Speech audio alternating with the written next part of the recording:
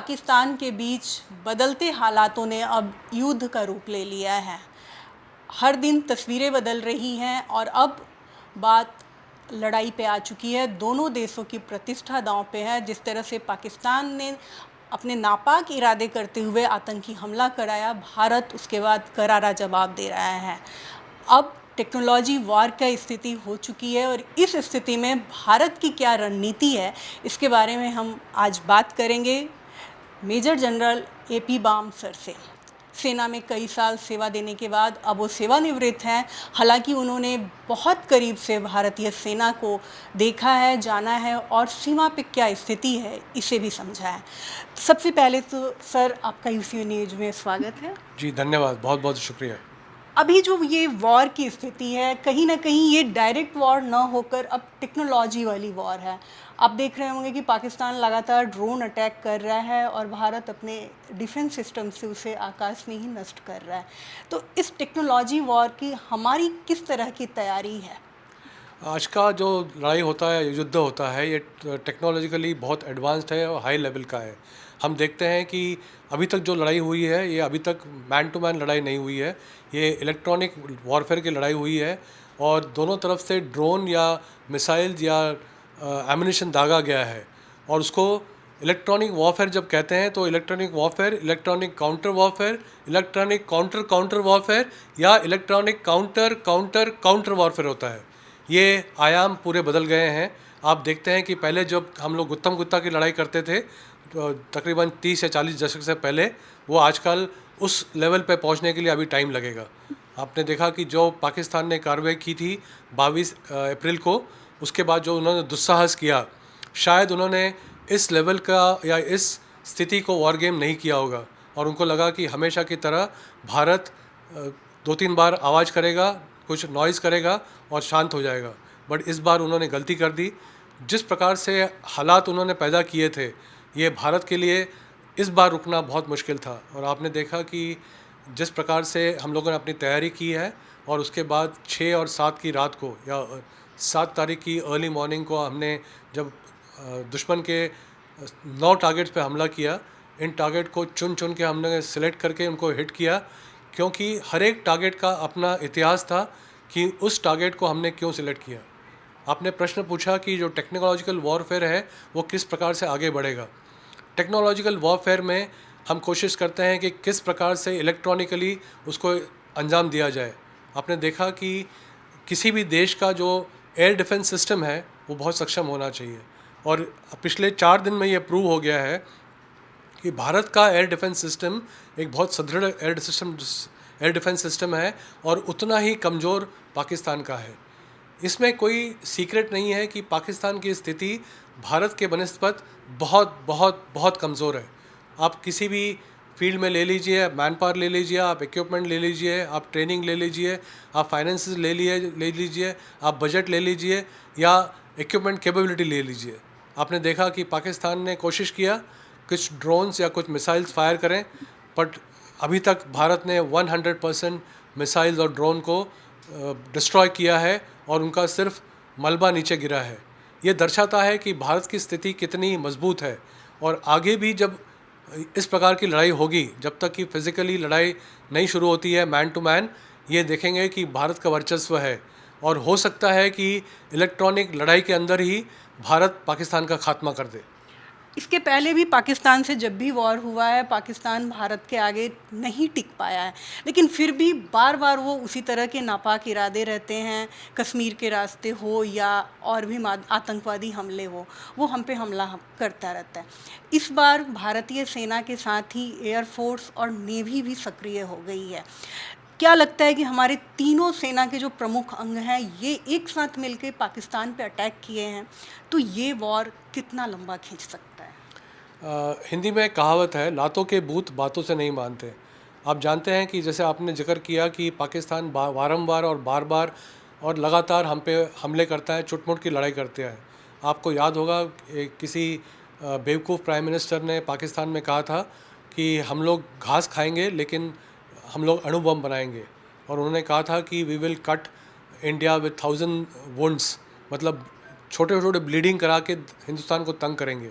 इन्होंने ये पूरे पिछले 70 सालों में किया है और हम लोगों ने इसको सफ़र किया है।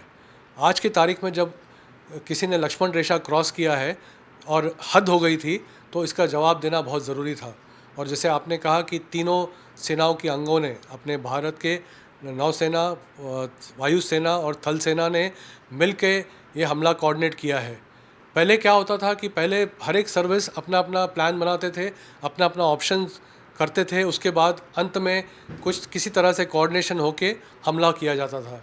इस बार अपने पास CDS है जो कि तीनों अंगों को कोऑर्डिनेट करते हैं और डे 1 से ही एक इंटीग्रेटेड बैटल हम लोग फाइट करने के लिए तैयार थे।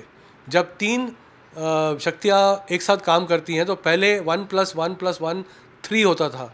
अब जब इंटीग्रेटेड करते हैं 1+1+1 30 होता है। इसकी शक्ति कम से कम 10 गुना बढ़ जाती है। ऐसी हालात में अगर हम लोग दुश्मन के ऊपर हमला करते हैं और जब कर चुके हैं, आपने देखा है कि कराची, जिसके ऊपर 1971 के बाद हमला नहीं हुआ था, हम लोगों ने कल उसको बहुत बुरी तरह हिट किया है। और पाकिस्तान का एक में सी रूट के लिए एंट्री सिर्फ कराची पोर्ट से अवेलेबल है। अगर उसको ब्लॉकेड कर देते हैं या उसको नष्ट कर देते हैं तो पाकिस्तान की हालत बहुत ख़राब होगी। इधर हम लोगों ने हवाई हमले और हम लोगों ने मिसाइल और ड्रोन से अटैक किए हुए हैं उनके ऊपर, प्लस पानी बंद किया हुआ है। और ये जो कार्रवाई हम लोगों ने किया है सिस्टमैटिक, ऑर्गेनाइज्ड और फोकस्ड है। इसके बाद पाकिस्तान का अस्तित्व खतरे में है और अगर पाकिस्तान अभी भी नहीं सुधरता है तो हो सकता है कि विश्व मैप के ऊपर पाकिस्तान का लोकेशन नज़र नहीं आएगा। अभी जिस तरह की स्थिति है, अगर हम बात करें रूस और यूक्रेन की, तो उनकी भी लड़ाई लंबी खिंच रही है। इजराइल और फ़िलिस्तीन यानी हमास के बीच भी लंबी चल रही है। तो उस स्थिति को देखते हुए क्या लगता है कि भारत और पाकिस्तान के बीच भी जो तनाव चल रहा है, ये कुछ दिनों में इसका हल निकल जाएगा या पाकिस्तान इसको लंबा खींचना चाहेगा? पाकिस्तान बिल्कुल लंबा खींचना नहीं चाहेगा, बिकॉज उसकी काबिलियत नहीं है। पाकिस्तान की काबिलियत सिर्फ 3 दिनों या मैक्सिमम 4 दिनों तक लड़ाई लड़ने की है। और अभी आप देखेंगे कि इस वक्त थोड़ी शांति चल रही है क्योंकि उसके पास वेयर विदॉल नहीं है। उसको अगर कुछ इक्विपमेंट और हथियार मूव भी करने हैं उसमें टाइम लगता है। अगर वो 3 दिन के अंदर अपनी गोला बारूद करके या फायरिंग करके ख़त्म करेगा, उसके बाद उसको सिर्फ हाथ खड़ा करना पड़ेगा। ये पहले भी कर चुके हैं, ये बेशर्म लोग हैं। जिस सेना के 90,000 सैनिक सरेंडर करते हैं, उस सेना के बारे में क्या बात करना। आपने जिक्र किया और कंपेयर किया यूक्रेन, रशिया और इज़राइल और पैलेस्टीन स्ट्रोक हमास, इनकी स्थितियाँ अलग हैं। तो उस टैम्पलेट को अपने साथ जोड़ के कंपेयर करना थोड़ा नाइंसाफ़ी होगा। लेकिन यूक्रेन और रशिया ये ऐसे दो देश हैं। फॉर एग्ज़ाम्पल रशिया एक अर्स्टवाइल USSR के अंदर का सबसे बड़ा देश था, यूक्रेन नंबर 2 पे आता है, तो यूक्रेन भी छोटा नहीं है।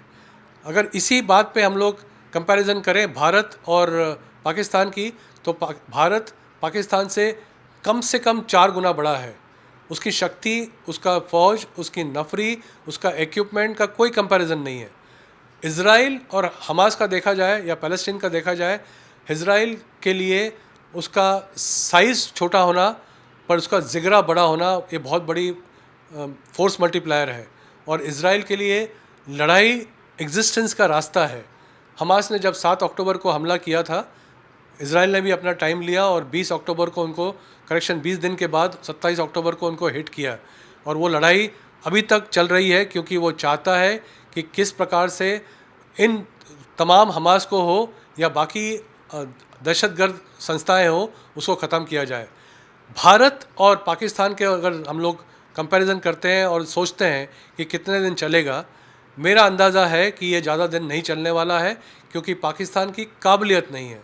जितना जल्दी पाकिस्तान हाथ ऊपर करेगा उतना जल्दी उसका एसेट्स और उसके इंफ्रास्ट्रक्चर बचे रहेंगे। अगर देर करता है तो नुकसान पाकिस्तान का ही होगा और इसके बाद पाकिस्तान को दोबारा उभरने के लिए, वैसे ही उसकी स्थिति बहुत कमज़ोर है, कटोरा लेके घूमते हैं, पैसों की भीख मांगते हैं। और आज शायद इंटरनेशनल मॉनेटरी फ़ंड का भी मीटिंग होने वाला है जिसमें पता लगेगा कि पाकिस्तान को क्या कोई मदद मिलने वाली है या वहाँ पर भी एक खाली हाथ वापस आते हैं। तो उम्मीद करता हूँ कि ज़्यादा दिन नहीं चलेगा। हम लोगों की तैयारी पूरी है। हम चाहते हैं कि हम जितना लंबा चाहते हो उतना लंबा कर सकते हैं, हमारी क्षमता है। पाकिस्तान को बहुत भारी पड़ेगा। अगर आपकी बात करें तो आपने सेना में जब सेवा दिया है अपना, तो आप वॉर देख चुके हैं। फिलहाल हमारे सैनिक जो भी हैं उनमें काफ़ी जोश है, ये आपने भी जाहिर कर दिया कि हमारे भी योद्धा किसी से कम नहीं है, जोश है। हम एक सैनिक होने के नाते आप क्या मैसेज दोगे जो अभी हमारे सैनिक, वो चाहे एयरफोर्स के हों, आर्मी के हों या नेवी के, वो जो अपनी सेवा दे रहे हैं, उनके लिए आपका क्या मैसेज है? आपने बहुत अच्छा सवाल किया, लेकिन मैं इतना बड़ा आदमी भी नहीं हूँ कि मैं अपनी फ़ौज को मैसेज दे सकूँ। बट मैं फिर भी कहना चाहूँगा कि डट के लड़ो, डटे रहो और दुश्मन का नाश करो। बिल्कुल, यही हौसला हर एक सैनिक का है, पूर्व सैनिकों का है और कहें तो हम सभी नागरिकों का भी है, क्योंकि जब दुश्मन के नापाक इरादे हैं तो उसे चकनाचूर करना ही होगा। कैमरा पर्सन जितेंद्र खापरे के साथ सरिता राजन, यूसीएन न्यूज़, नागपुर।